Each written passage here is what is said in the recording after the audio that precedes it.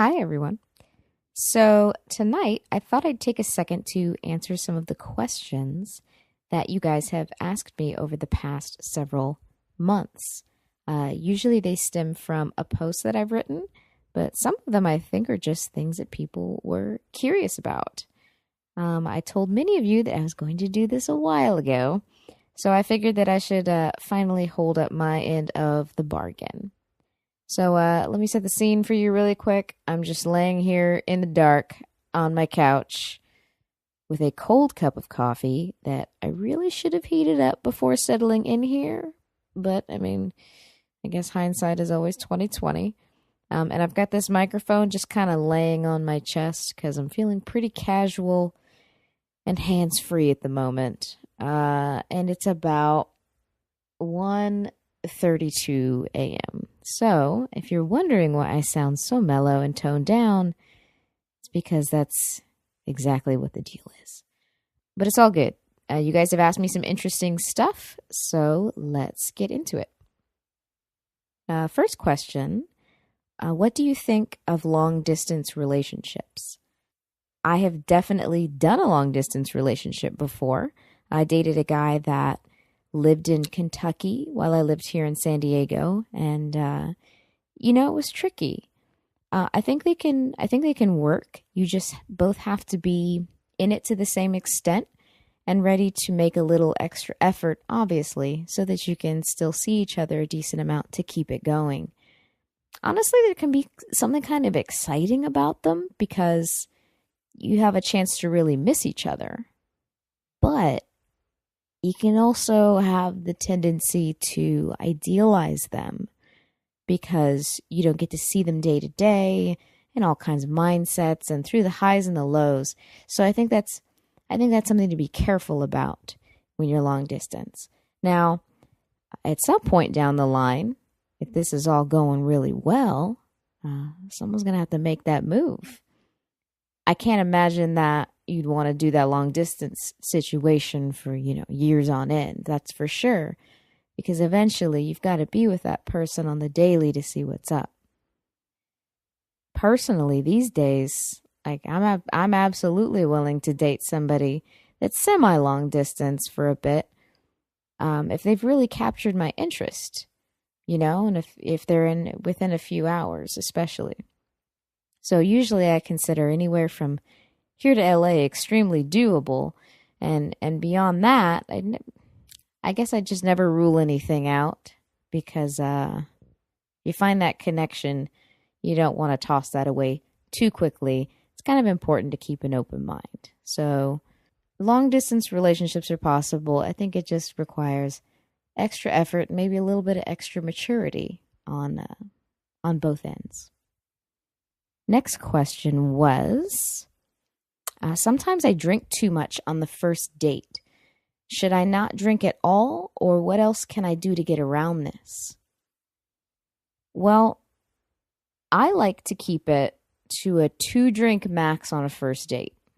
That's ideal. So it's enough for like a little bit of socialness, but not enough to make me not myself or to blur my judgment or make me falsely attracted in any way. Especially when you're first meeting up with someone, you want to get a realistic gauge on whether you two have a nice vibe and some things in common.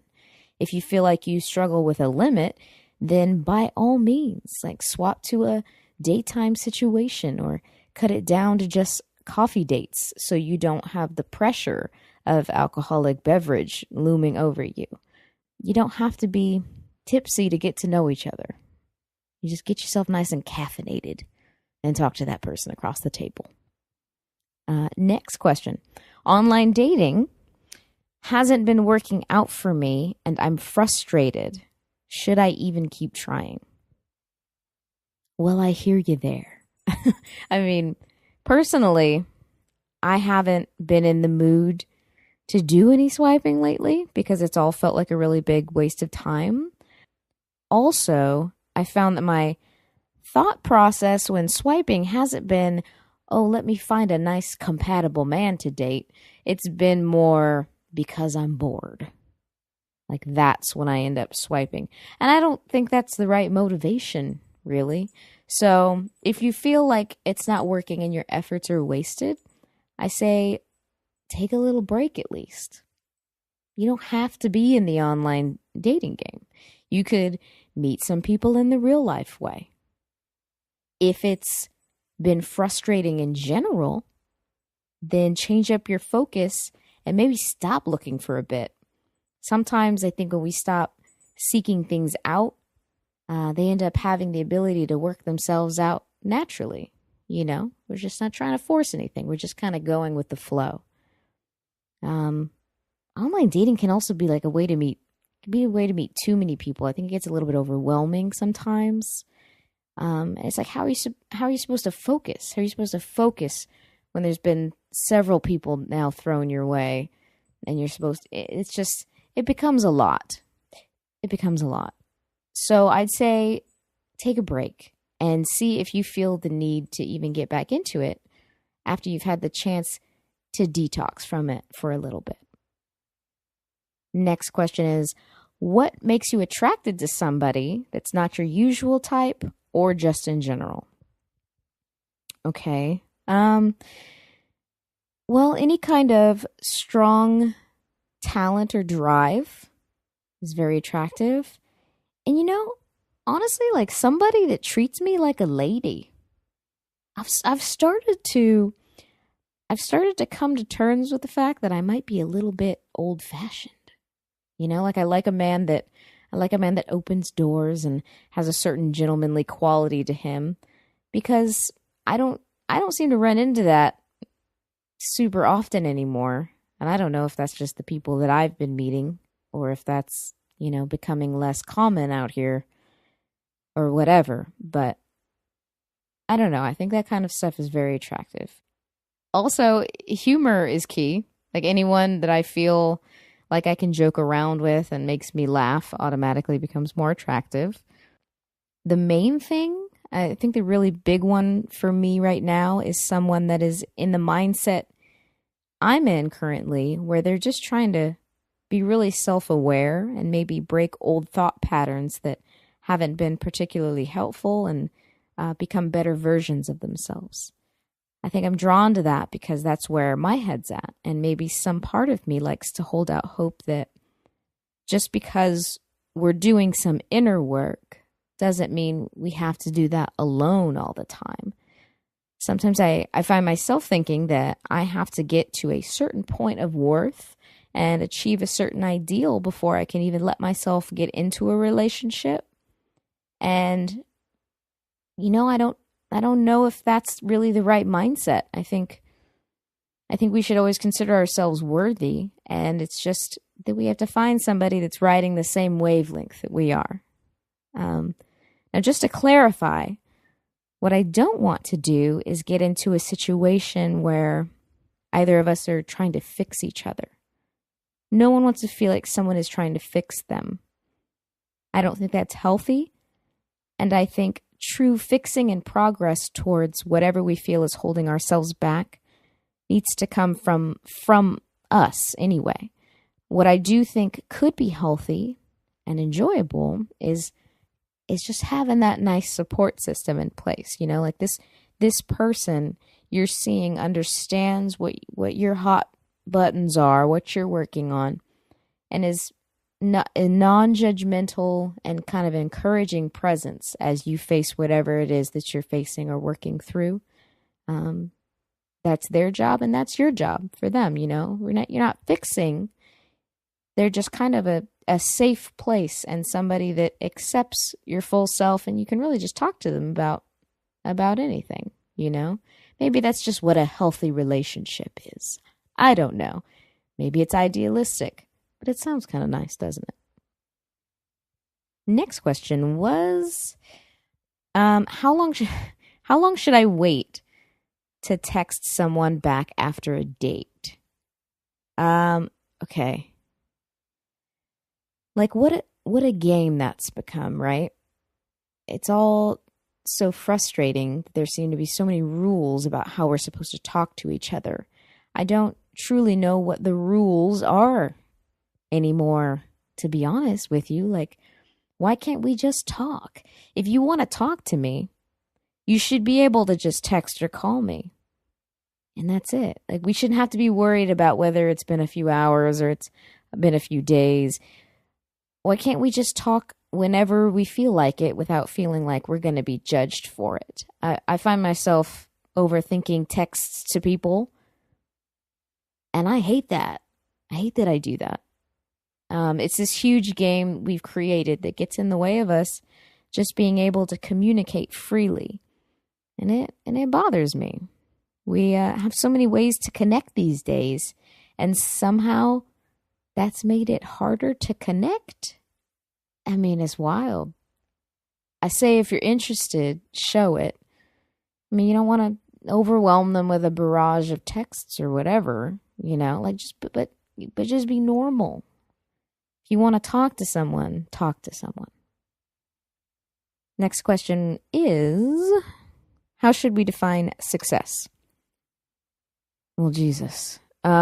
Success for me is about making progress, having an idea of where I want to get to and the way I want to live, not just financially, but really as a whole, and consistently taking steps in that direction, taking control of whatever things I can control and working around the things that I can't.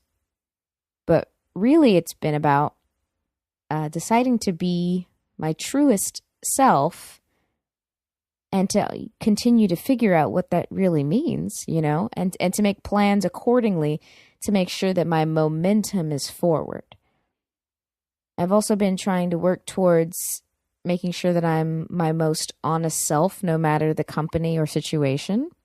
I think that's something that we'd all benefit from, really. It's like principle-based living, where you're always living by certain principles, no matter who's around you or what's going on.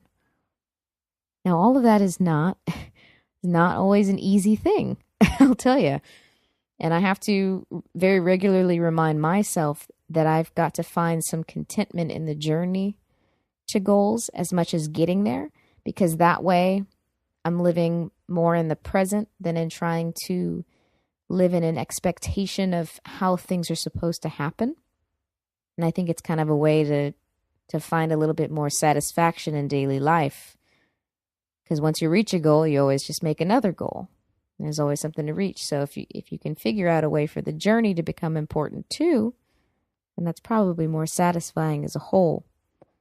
Most importantly, I think we have to make sure that we don't allow other people's definition of success to get in the way of ours.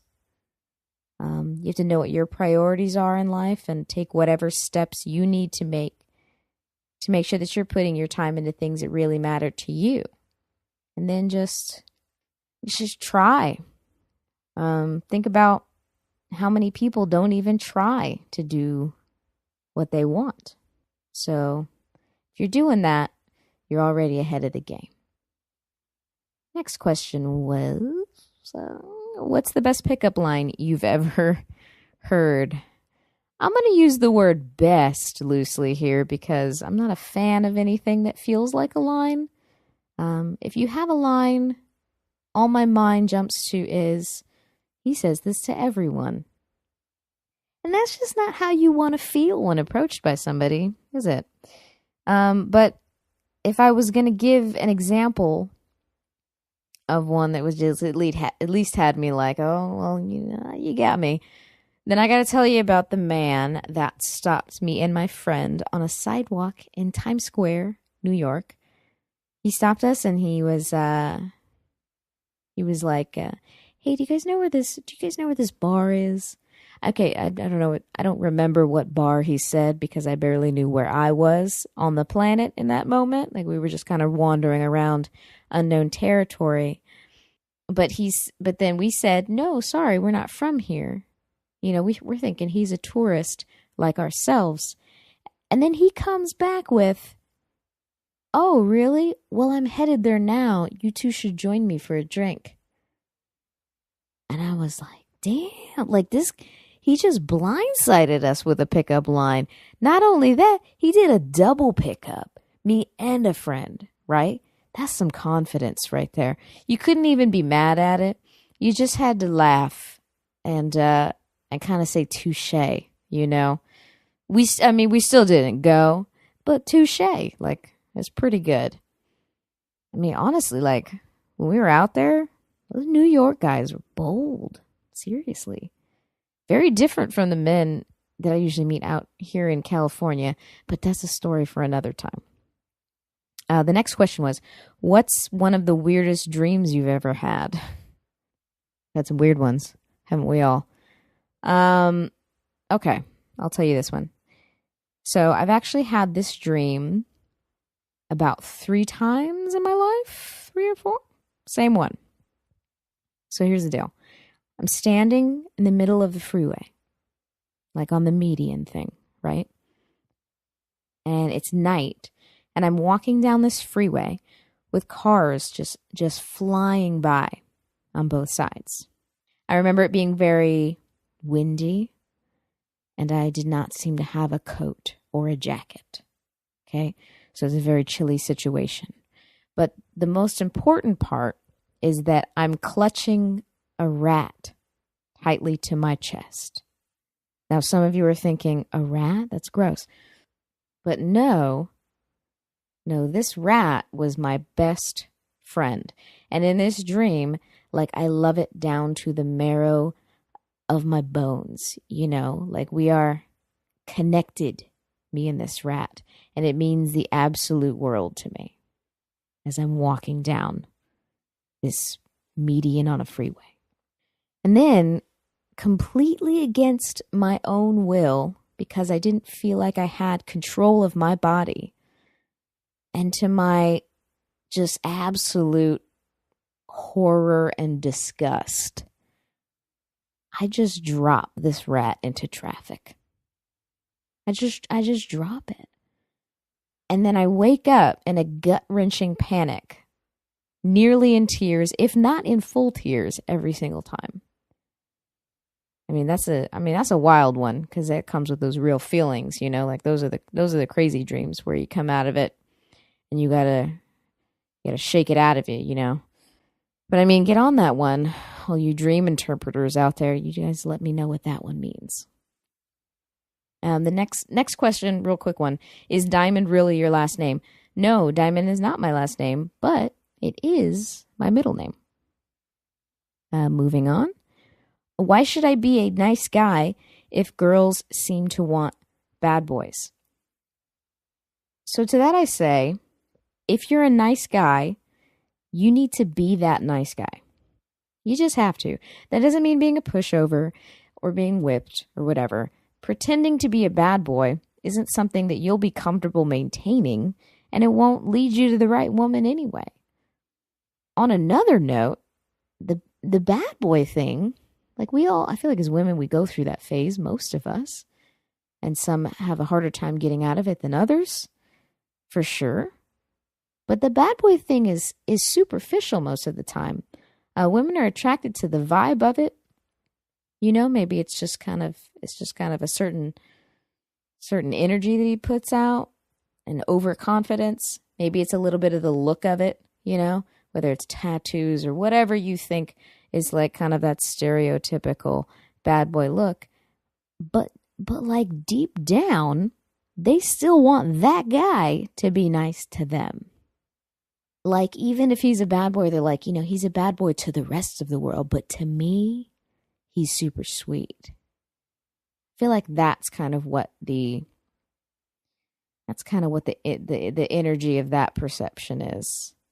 And say that I'm completely wrong, and this woman just wants to be treated kind of poorly by somebody.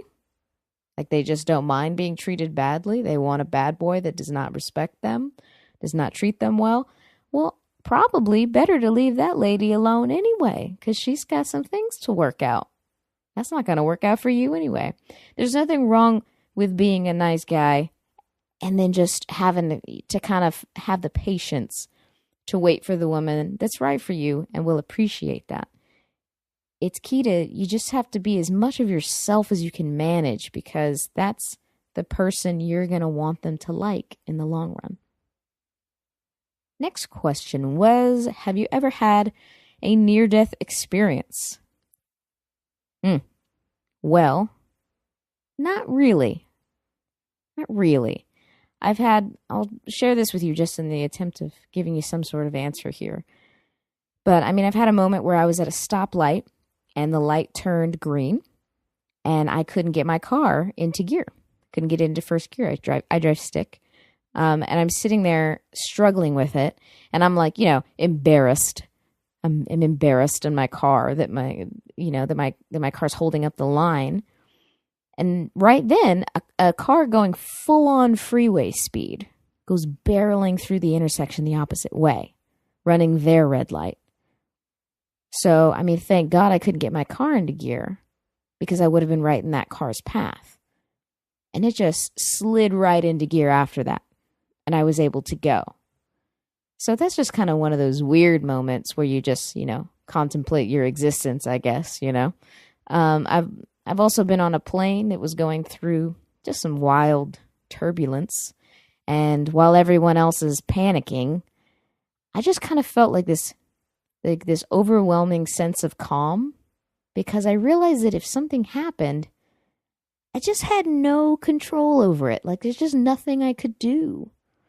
Obviously, I made it out just fine, but it was interesting to see that my mind went to like a peaceful place during that kind of treacherous moment. Those are not actual near-death experiences, of course, but it's the best I've got for you right now. Knock on all kinds of wood. This next question is the one that I actually get asked the most, and it is, what are your biggest fears? Well, if I really think about it, I mean, sometimes I do have that very common fear of ending up alone. And here's the thing is like I've become very good at being alone and doing my own thing. I wrote something about this as well. I've never been a person that's constantly in relationships. In fact, I tend to keep them fewer and far between. I know how to appreciate time with myself to relax and kind of get my head clear. And I think it's important that we all learn to figure out how to enjoy our own company because, we're stuck with ourselves forever, and that's a good thing. You have to like yourself. You have to be okay with being with yourself. But sometimes I think I do have a fear of ultimately ending up without a partner. And I think that's probably pretty normal for a person that's not had the best of success in the relationship area thus far. But I try not to strain myself too much on that one because I like to think it'll work itself out in time. And I'm worrying about that one for no reason. I think that one is actually a pretty common fear for many people. Second, and most relevant, I think, is that I fear regret. The idea that I didn't take advantage of a chance or opportunity because I was afraid. So within reasonable parameters, of course, I push myself to say yes when a door opens and to do things that make me really uncomfortable, Because the idea of not doing them because of fear is more painful. I think that should be more painful. We don't have to be comfortable all the time, and it's important that we don't let ourselves get comfortable all the time because that's not where our progress is. It's not where we're going to find that forward movement.